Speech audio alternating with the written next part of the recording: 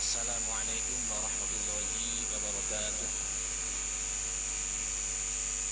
Innal hamdalillah nahmaduhu wa nasta'inuhu wa nastaghfiruh wa na'udzu billahi min syururi anfusina wa min sayyiati a'malina. May yahdihillahu fala mudilla lahu wa may yudlil fala hadiya lahu.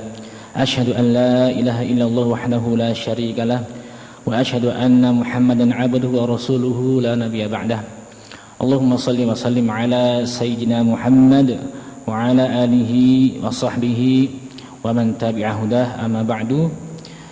Bapak Ibu jamaah salat zuhur Masjid At-Taqwa Rungkut 1 yang senantiasa mudah-mudahan dirahmati oleh Allah Subhanahu wa taala, amin ya rabbal alamin.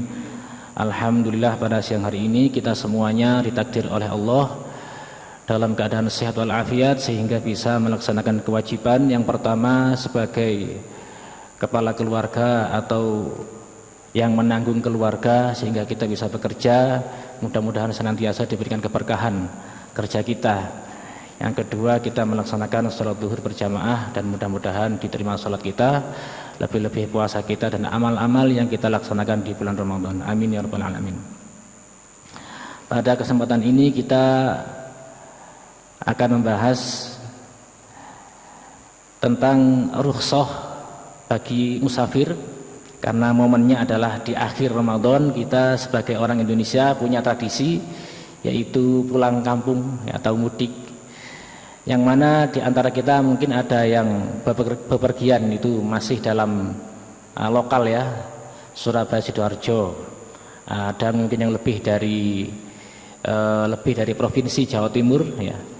Itu perlu kita mengetahui bagaimana untuk mengambil kemudahan di dalam agama.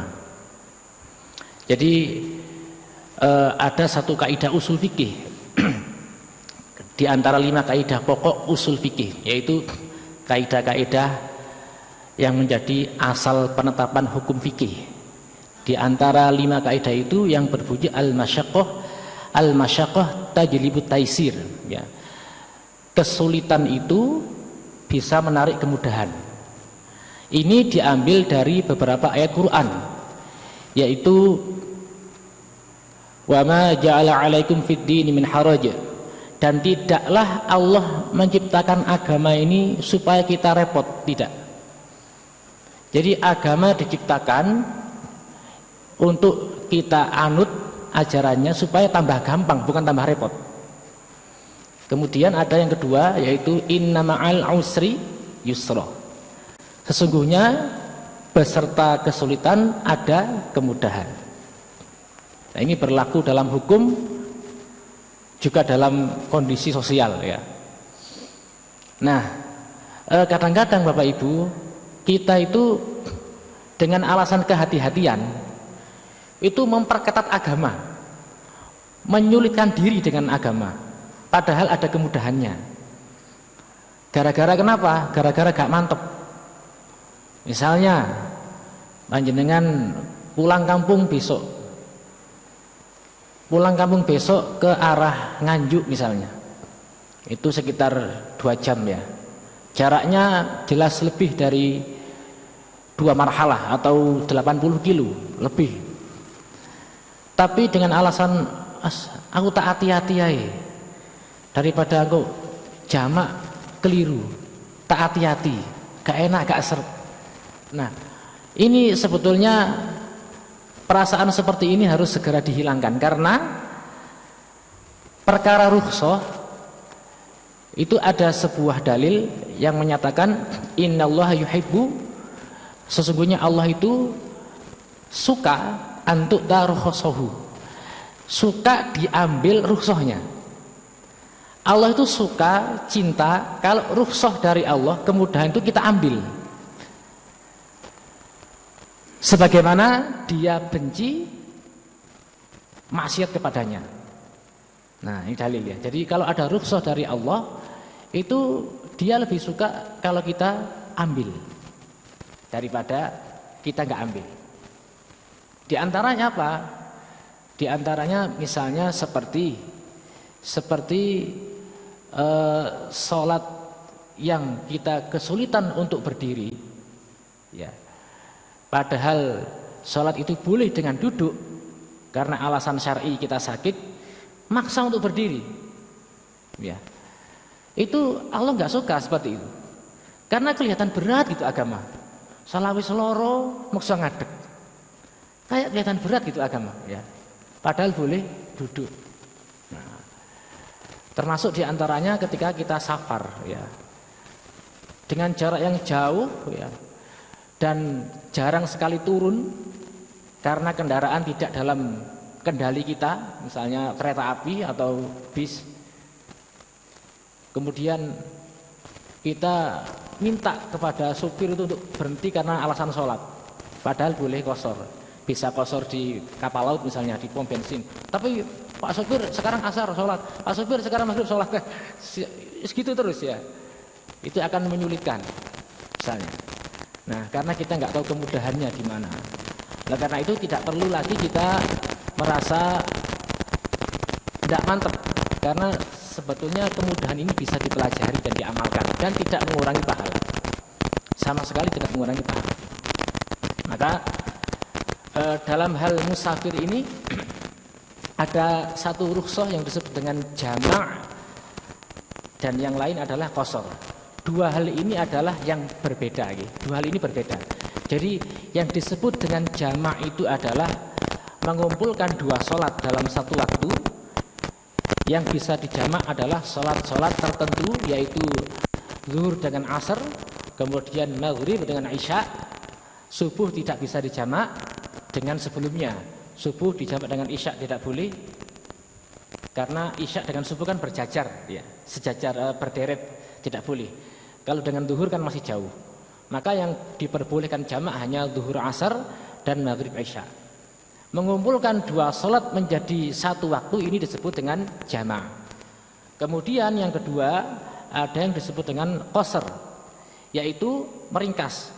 Ikhtisar fi kamiyatir rakaat, yaitu meringkas rakaat-rakaat, ayusamma qashran, disebut dengan qashar, yaitu meringkas rakaat-rakaat yang jumlahnya ada 4, yakni zuhur 4 menjadi 2, asar menjadi 2, dan isya menjadi 2. Subuh tidak bisa jadi 1, ya, ataupun maghrib 1,5 tidak bisa. Jadi hanya yang 4 rakaat saja. Nah, hal ini berdasarkan dalil wa idza darabtum fil ardi falaysa 'alaikum junahun an taqsuru minas shalah. Apabila kalian itu berjalan di atas bumi, maksudnya musafir, falaysa 'alaikum junah, maka tidak mengapa bagi kalian antak suruh minas sholah, mengqashar sholat. Makna darabatum safartum, di sini jelaskan bahwa makna dari darabatum adalah safartum, yaitu musafir. Nah, tentang musafir ini Bapak Ibu ada dua pendapat para ulama, berapa jarak boleh qashar atau dianggap safar, ya. Yang pertama, para ulama yang jumhur ulama menyatakan bahwa disebut dengan musafir itu kalau sudah menempuh minimal dua marhalah, ya. Dua marhalah itu kalau dikonversikan dalam jarak kilometer itu sekitar 80 sekian kilo, 80 koma, ya, nggak sampai 1, 80 koma, ya. Kita anggap saja 81 kilometer. Dalilnya adalah hadis Abu Hurairah ketika Nabi menyampaikan la yahillu limra'atin tu'minu billahi wal yawmil akhir an tusafira masirata yaumin wa lailah illa ma'aha dzu mahram. Tidak halal bagi perempuan yang dia bepergian musafir, kata Rasul, bepergian sejauh jarak sehari dan semalam kecuali beserta dia mahram. Nah, perjalanan sehari semalam itu diukur oleh para ulama sepanjang 80 sekian kilo dengan jalan kaki ya. Kalau jenengan kepingin nyoba jalan kaki sehari semalam berapa kilo, monggo dicoba sehari semalam, itu kira-kira ya sekitar 80 kilo ya. Kalau 80 kilo berarti kalau dihitung dari Surabaya itu ke Malang itu sudah 90 ya. Ke Malang itu pernah saya, jenengan sekarang sudah bisa melihat pakai speedometer mobil ya, atau sepeda motor, dinolkan begitu, berangkat ke kampung itu kira-kira berapa kilo. Nah itu sudah ketemu, berarti nanti setiap pulang kampung boleh kosor atau tidak itu ketemu ya. Setiap pulang kampung ya, boleh kosor atau tidak.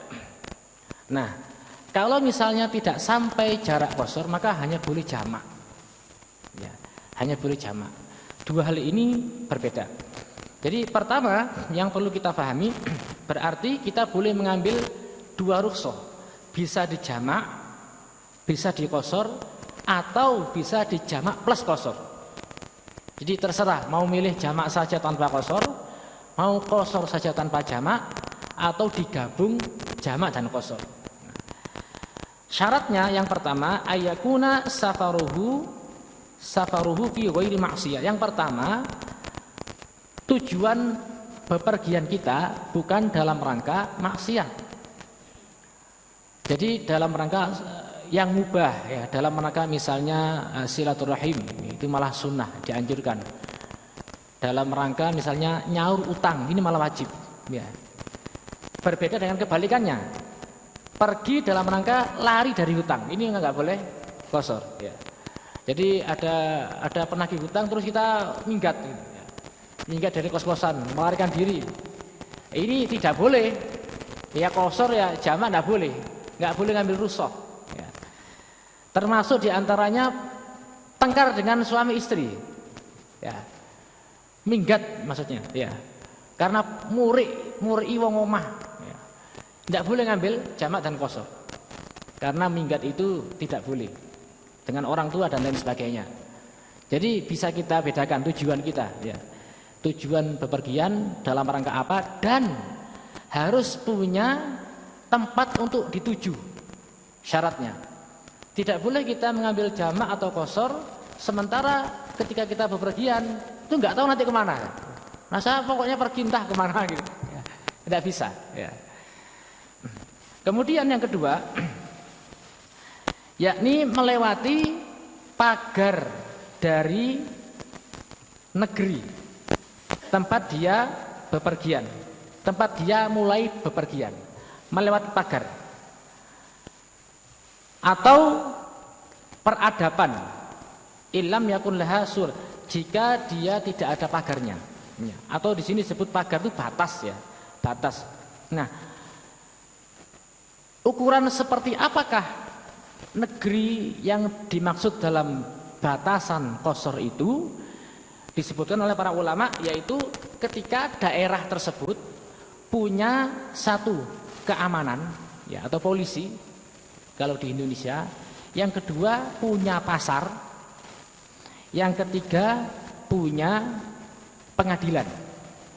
Nah, jadi kalau sudah ada daerah yang memenuhi tiga syarat ini maka disebut dengan balad ya, negeri, satu negeri. Kalau kita bisa mengukur daerah kita, kira-kira kalau kelurahan punya polisi enggak? Belum kayaknya. Kalau kelurahan, kecamatan ya, polsek itu kecamatan ya. Kemudian satu kecamatan ada pasar, oh lebih dari satu kadang-kadang ya. Pengadilan ada, KUA itu ya, kan hakim ini. Setiap KUA berada di setiap kecamatan. Berarti ngukurnya berarti keluar dari kecamatan ya. Jadi sudah melewati kecamatannya. Panjenengan berada di Rungkut, berarti sudah keluar dari Rungkut, sudah boleh kosor. Dengan jarak yang ditempuh nanti sekitar minim 80 kilo. Ke Malang misalnya, tadi kita anggap Malang 90 kilo. Berangkat dari Rungkut. Jadi perjalanan ke sana 2 jam misalnya ya. keluar dari rumput, ada di waru saja sudah boleh qashar. Nyampe waru saja sudah boleh qashar. Sebelum sampai ke rumah tempat kita tuju, ya. Sudah boleh qashar. Nah, cuma begini, Bapak Ibu. Perjalanan tersebut itu harus didasari atas niat tidak mukim, ya. Jadi begini, kerukhsahan qashar dan jamak ini itu kan berlaku bagi musafir. Nah, orang itu dianggap safar kalau tidak lebih dari 4 hari, gitu ya. Jadi misalnya pabrik libur 1 minggu, terus jenengan berniat pulang kampung 5 hari, maka yang seperti itu nggak boleh qashar dan jamak di rumah, bolehnya hanya di jalan saja, ya. Niat mukim soalnya, niat mukim. Ya. Jadi di sana ketika nyampe di sana bukan safar lagi kita, bukan musafir tapi mukim. Wajib Jumatan kalau ada Jumatan. Gitu. Karena niat seminggu, niat 5 hari. Kecuali jenengan punya rutinitas bulanan, Sabtu Minggu pulang hanya 2 hari ke Madiun misalnya. Maka posisi saat di rumah itu boleh jamak dan boleh qashar. Sudah di rumah itu boleh. Nah, yang seperti itu. Kemudian yang pertama saya ulangi ya, safarnya bukan dalam rangka maksiat. Yang kedua, melewati pagar batas daerah yang punya kepolisian, punya hakim dan punya pasar. Ketiga, mencapai 80 km atau paling aman 81 km ke atas. Dan yang kelima, sholat yang dijamak adalah sholat ada. Sholat yang diqashar adalah sholat ada, sholat tunai, bukan sholat yang qadha. Ya. Jadi misalnya kita sekarang pergi ke daerah tertentu yang jauh, kemudian kita punya sholat yang belum dibayar, kemudian dibayar saat qashar, dibayar saat safar dengan cara qashar, tidak boleh. Ya. Dibayar saat safar dengan cara qashar tidak boleh. Maka yang boleh hanyalah sholat-sholat tunai, ya. Sholat yang saat dia mengerjakan itu. Nah. Kemudian tidak boleh juga ketika kita safar, ya, niat safar, tapi kita belum berangkat. Jadi sekarang sudah masuk waktu zuhur, ya, sudah masuk waktu zuhur, kita belum berangkat, kan berarti sudah jatuh wajib ya kita. Terus kita qashar sekarang, tidak boleh, ya, karena saat jatuh wajibnya kita belum musafir. Ya.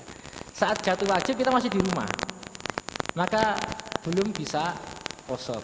Nah, seperti itu. Jadi bisanya qashar itu kalau kita belum masuk sholat, kita sudah pergi.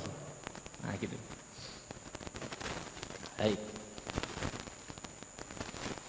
Kemudian yang keenam, orang yang qashar tidak boleh mengikuti orang yang mukim. Ya. Jadi misalnya panjenengan berhenti di satu masjid atau di pom, ya, sholat qashar, kemudian di depan panjenengan ada orang sholatnya dia 4 rakaat, ya, sholat zuhur 4 rakaat, terus kita ikut di belakangnya qashar, jadi dia tahiyat awal, kita tahiyat akhir, ya, ini tidak boleh. Bolehnya kita harus ikut 4, boleh. Tapi kalau kepingin qashar tidak boleh gabung dengan orang mukim. Nah itu, kalau kepingin qashar tidak boleh gabung. Nah begitu. Jadi terserah mau ikut orang situ dengan cara 4 rakaat atau kepingin 2 rakaat sholat sendiri.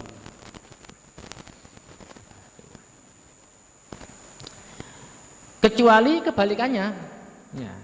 Kecuali kebalikannya, kalau panjenengan yang mukim, kemudian di masjid panjenengan ada orang sholat qashar, ya, panjenengan di belakangnya, maka tidak masalah. Dia lebih dulu salam, panjenengan lanjut. lanjut sholat 4 rakaat. Atau jenengan yang ngimami, ya. Jenengan orang kosor, jenengan ngimami. Ya, ngimami maka jenengan 2 rakaat salam, yang belakang lanjut sholat 4 rakaat boleh. Itu boleh. Yang tidak boleh kita ngosor ikut orang sholat sempurna. Baik. Itu perihal qasar ya, yakni meringkas 4 rakaat menjadi 2 rakaat. Kemudian untuk yang kedua yaitu jamak. Jamak ini mengumpulkan 2 sholat menjadi 1 sholat. Yaitu syaratnya yang pertama at-tartib, ada jamak takdim ya. Jadi jamak takdim ini mengumpulkan 2 sholat, yang pertama dan yang kedua, tapi sholat yang kedua dilaksanakan di waktu sholat yang pertama ya, takdim. Insyaallah panjenengan sudah masyhur istilah ini. Maka syarat yang pertama tartib minhuma, yakni sholatnya harus urut. Jadi harus sholat zuhur dulu kemudian asar, maghrib dulu kemudian isya. Tidak boleh asar dulu kemudian zuhur. Ini kalau jamak takdim. Mengapa? Karena sholat zuhur adalah sahibatul waqti, adalah yang punya waktu, maka dia harus didahulukan. Kemudian niat jamak sebelum selesai sholat yang pertama. Jadi sholat zuhur, Allahu Akbar, belum ada niat jamak. Kemudian dapat rakaat ketiga terus kepingin jamak. Baru rakaat ketiga kepingin jamak.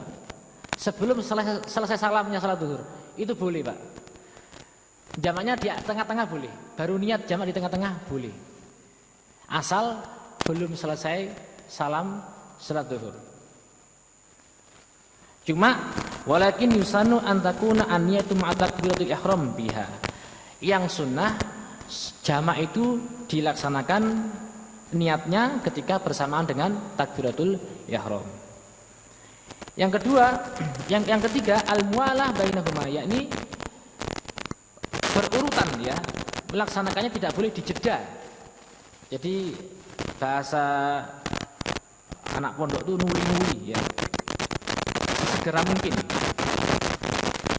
Setelah melakukan sholat yang pertama, maka kemudian berdiri untuk melaksanakan sholat yang kedua. Tidak boleh dipisah dengan kegiatan lain.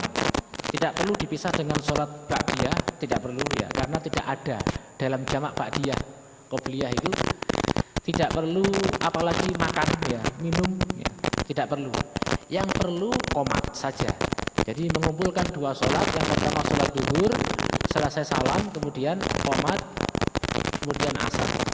Nah, kalau sampai terpisah dengan jarak yang semisal sholat 2 rakaat, maka batallah jamak. Kecuali sesuatu hal yang mengharuskan panjenengan melakukan itu. Contohnya apa? Batal wudhu. Jadi sholat jamak, niat sholat jamak zuhur asar. Selesai sholat zuhur batal, harus wudhu dulu, terus sholat asar. Karena mau nggak mau memang harus wudhu. Ya. Sesuatu yang harus dikerjakan itu.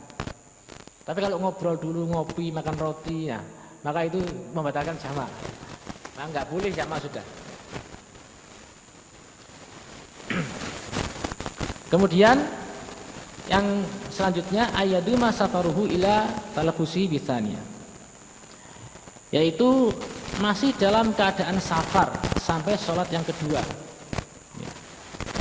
Sholat yang kedua asarnya dilaksanakan itu masih dalam keadaan safar, tidak sampai misalnya sekarang jamak sholat zuhur asar, ternyata sampai rumah belum adzan asar belum ya. Contohnya ke arah barat naik pesawat ya. Sholat zuhur asar jamak di sini jangan kan jauh Pak, ke Jakarta itu. Ternyata sampai sana itu belum asar ya. Maka wajib sholat asar lagi itu. Karena sholat yang kedua sudah selesai sementara waktu yang kedua belum datang di sana ya. Jadi harus dalam perjalanan. Nah, dua kemudahan ini bisa kita ambil ya. Jamak boleh tanpa qasar, qasar tanpa jamak boleh, jamak qasar boleh. Untuk qasar maka harus terkait dengan jarak.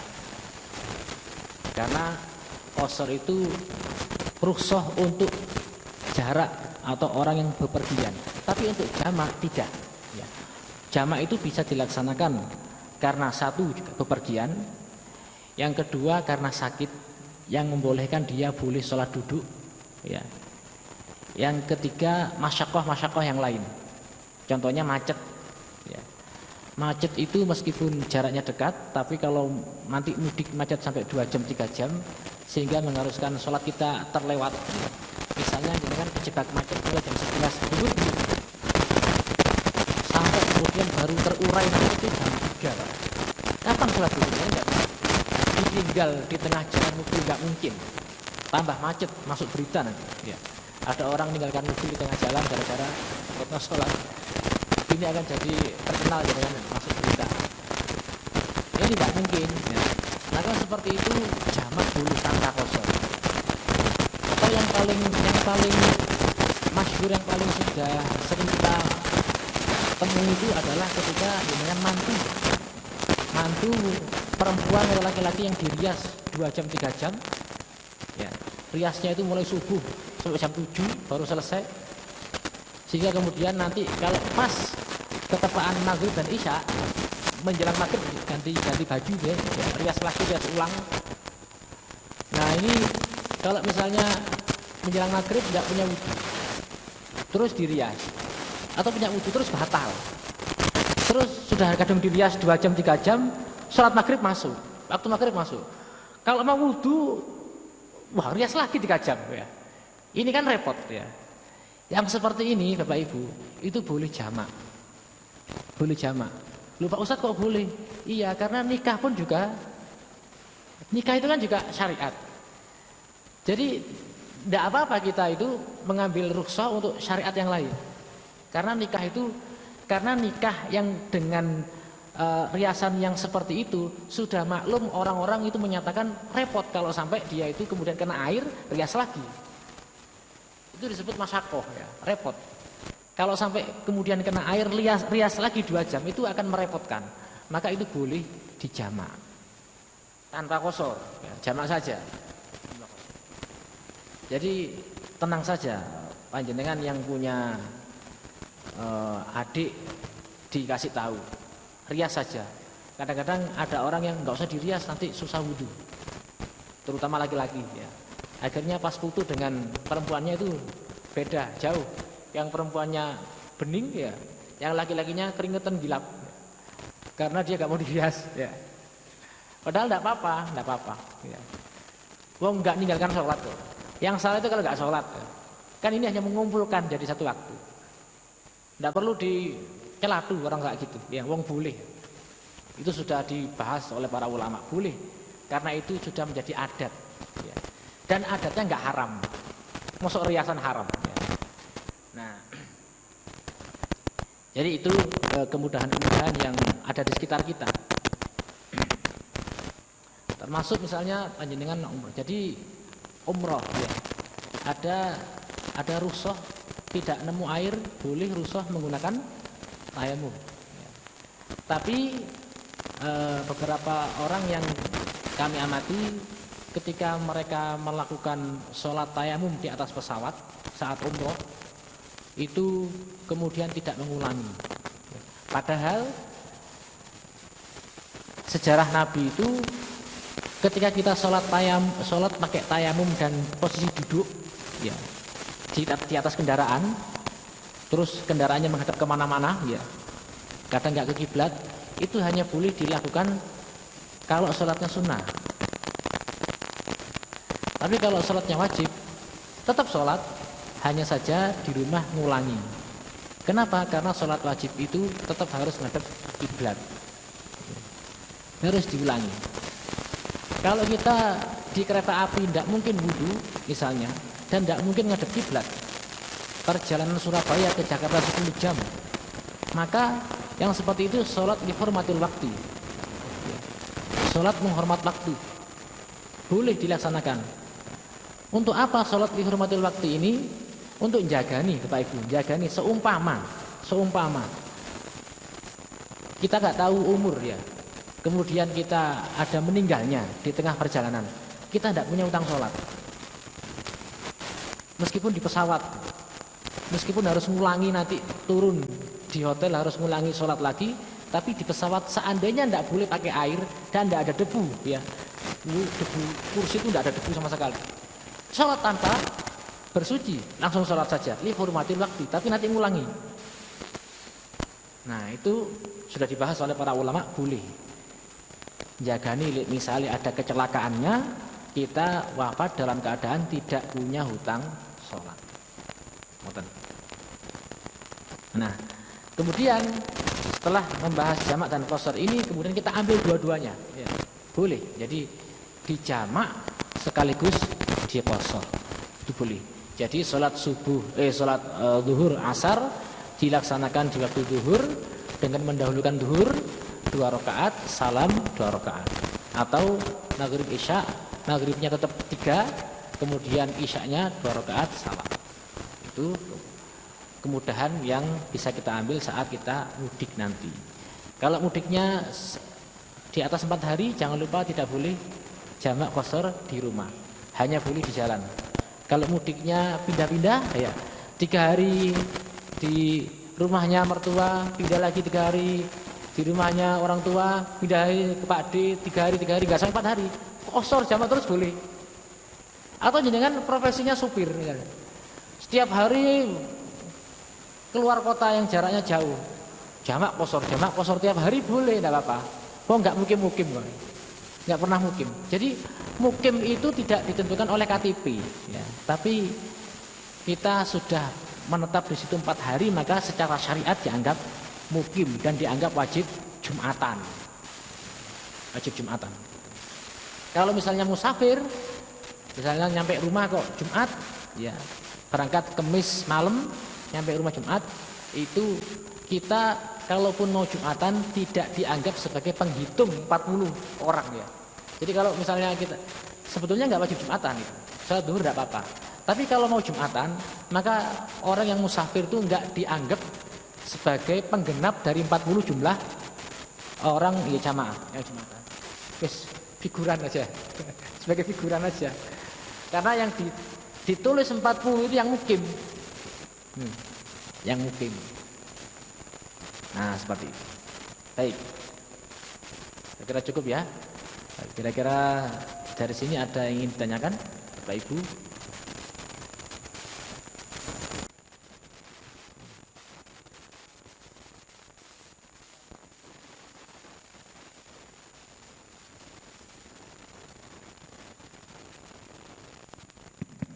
Assalamualaikum. Mau tanya, untuk yang urutannya itu harus sesuai seperti itu, yang keluar dari batas wilayah tadi, terus jarak tadi, atau boleh acak? Acak gimana maksudnya? Contohnya gini, kan beda kecamatan tadi boleh ya, misalkan sini dengan Sidoarjo sudah beda kecamatan, beda kabupaten, tapi jaraknya belum 80 kilo. Nah itu gimana? Oh ya, jadi yang dihitung kebolehan qasar itu bukan sudah nyampe 80 kilonya, bukan, tapi tujuannya. Tujuannya kemana kan ada, kan tadi persyaratannya kan harus ada tujuan ya. Nggak boleh kita itu pergi entah kemana ya, wis pokoknya nandi bu. Nah itu berarti kan nggak terukur jaraknya ini. Nah kalau sudah ada tujuannya, misalnya tujuannya ke Nganjuk tadi yang kita contohkan, sudah kelihatan jelas ke sana itu ratusan ya, sudah tembus 100 kilo ya, maka keluar dari kecamatan kita sudah boleh, karena keluarnya itu sudah musafir. Kita baru keluar keluar dari Rungkut sudah musafir dari situ. Status sudah musafir, statusnya sudah musafir. Asal beneran ke sana loh ya. Terus gak sido berarti gak boleh. Ya. Atau asal beneran berangkat ke Nganjuk. Meskipun mampir-mampir ya. Aku tujuannya nang Nganjuk sih, mampir sih nang misalnya nang Krian sih ya. Mampir-mampir boleh, itu sudah kekerian sudah boleh itu qasar, sudah boleh itu qasar. Nah gitu. Jadi nggak perlu nunggu sampai 80 kilo, nggak perlu. selonggarnya kita. Ini longgar, masjid kosong, masuk. Jadi gitu. Dan kalau jamak takdim harus urut. Kalau jamak takhir tidak urut boleh. Jadi misalnya sholat zuhur dan asar dikerjakan di waktu asar, asar dulu boleh, kemudian zuhur. Tapi yang sunnah zuhur dulu kemudian asar. Tetap urut yang sunnah. Tapi boleh asar dulu. Itu Pak Soleh. Iya. Pertanyaan kedua. Ya, Kalau ini yang ABC ya. Tidak apa-apa. kalau itu tadi kan yang diharuskan sholat wajib ya. Kalau misalkan kita merasa kok eman-eman nggak sholat taraweh gitu, nah itu untuk sholat taraweh gimana? Maksudnya sholat tarawih di jamak? Bukan. Gimana? Gini, bukan jamak dengan wajib, tapi gini. Maksud saya kita ngejar waktu gitu. Yang sholat taraweh kan boleh 8 sama 3 ya, 11 rakaat. Iya. Nah itu yang sholat di sana itu masih berlangsung sholat taraweh belum sampai 20, kita bisa witir sendiri tapi ikut yang taraweh, ikut yang imam masih taraweh, kita sholat sendiri niat witir gitu. Witir. Jadi imamnya masih taraweh, kita witir sendiri. Iya, tapi ikut dengan jamaah imam. Kita bermakmum. Iya, makmum. Tapi Beda niat, sholat. beda niat. Iya. Tidak apa-apa. Oh, nggak apa-apa. Iya, beda sholat tidak apa-apa. Jadi imamnya taraweh, sholat taraweh, kita niat witir. Ya, tidak apa-apa. Tapi tetap ikut gerakannya, ikut bacaannya gitu. Iya, karena kan bermakmum. Oh. Ya. Itu tetap sah. Tapi yang paling bagus bikin jamaah sendiri. Termasuk gini, termasuk ada makmum masbuk ya, masbuk. Imam sudah salam, makmumnya berdiri, jenengan datang, neblek. Itu tidak lebih baik daripada jenengan dengan temannya, ayo bikin jamaah sendiri. Itu lebih baik. Jadi makmum masuk biarlah masbuk, jenengan ada temannya, berdua bikin jamaah baru. Itu lebih baik daripada neblek makmum yang masbuk tadi. Masbuk di masbuki. Masbuk dimasbukin lagi. Ya. Baik. Ya, cukup. Terima kasih. Sudah. Waalaikumsalam. Pak. Salam. Assalamualaikum warahmatullahi wabarakatuh. Pak Ustadz, mengenai sholat hormati waktu tadi ya, kalau di kereta, semisal kita akan kereta malam dari Jakarta Surabaya atau sebaliknya, itu kita sholat maghrib ataupun isya itu kan hormati waktu ya Pak Ustadz. Tapi nanti setelah sampai di tempat tujuan itu apakah kita harus sholat nanti? Tapi kan sampai di tempat tujuan kita sudah masuk waktu subuh. Iya. Itu namanya mengganti. Ya ada, yaitu yang disebut dengan mengganti. Tidak apa-apa, itu bisa dilaksanakan di stasiun sebelum nyampe ke rumah. Ya. Sebelum nyampe ke rumah jenengan bisa jamak dan bisa qashar. Cara nyaurnya. Karena dalam keadaan safar. Jadi di stasiun kan belum sampai rumah kan? Ya. Kalau jenengan mudiknya niat 5 hari kan nggak boleh di rumah. Di tempat tujuan maksudnya. Maka belum sampai rumah di situ nyaurnya. Kalau kepingin jamak, kepingin qashar. Tapi kalau mau nyaur di rumah ya berarti nyaurnya nggak seperti jamak qashar. Gitu. Boleh tidak apa-apa. Karena li hormatil waktu harus diganti lagi di rumah. Harus diulang. Meskipun kita tidak ada lagi tempat wudhu, nggak ada lagi alat wudhu, kemudian kita tanpa wudhu, ya. Karena cuma menghormat waktu, ya tetap diganti di rumah. Yang punya wudhu aja tetap diganti. Ya. Kalau sholat sunnah tidak diganti. Yang diganti kalau wajib saja. Karena Nabi dulu kalau sholat wajib itu turun dari unta. Lah kita kan sepur tidak mungkin turun, kecuali mau ditinggal. Pas crash itu turun sholat. Terus ditinggal ya, harus nggak bisa kita mengendalikan Pak Masinis itu, kecuali kita bawa mobil pribadi baru bisa. Ini kan macam-macam kita ini mudiknya, ada yang pakai kereta, ada yang pakai mobil pribadi. Begitu Pak, jadi diganti sebelum datang di rumah atau di rumah boleh, tapi dengan cara itmam 4 rakaat. Demikian. Berarti itu tetap kalau di stasiun itu jamak pasar tadi 422 itu ya Pak Ustadz. Tapi ya, sudah jadi, masuk waktu subuh dulu apa langsung melaksanakan sholat yang hormati waktu tadi? Oh maksudnya pelaksanaannya. Nyaur dulu atau Ya subuh dulu. nah, yang punya waktu dulu subuh, kemudian nyaur. Kan waktunya yang pemilik waktunya kan subuh. Pemilik waktunya kan subuh. Subuh dulu kemudian nyaur. Nah gitu. Jadi mudik panjenengan besok batas akhir ya boleh jamak qashar ketika jenengan berniat di sana lebih dari 4 hari. Berarti di rumah kan nggak boleh jamak qashar. Batas terakhirnya adalah kecamatan rumah kita. Sebelum masuk kecamatan rumah kita. Nah, kalau misalnya saya di tempat saya sana kecamatan Blimbing ya di Malang. Sebelum masuk Blimbing Singosari. Minimal di Singosari saya minggir ke masjid kemudian jamak qashar. Masuk Blimbing sudah mukim saya, niat seminggu soalnya. Nah gitu. Saged dipahami nggih? Terima kasih Pak Ustadz. Nggih, sami. Sudah? Oke, sampun. Mudah-mudahan bisa kita amalkan ibadah ini dengan mudah, mudah-mudahan mendapat ridho Allah. Amin ya rabbal alamin. Subhanakallahumma wa bihamdika asyhadu an la ilaha illa anta astaghfiruka wa atubu ilaik. Wassalamualaikum warahmatullahi wabarakatuh.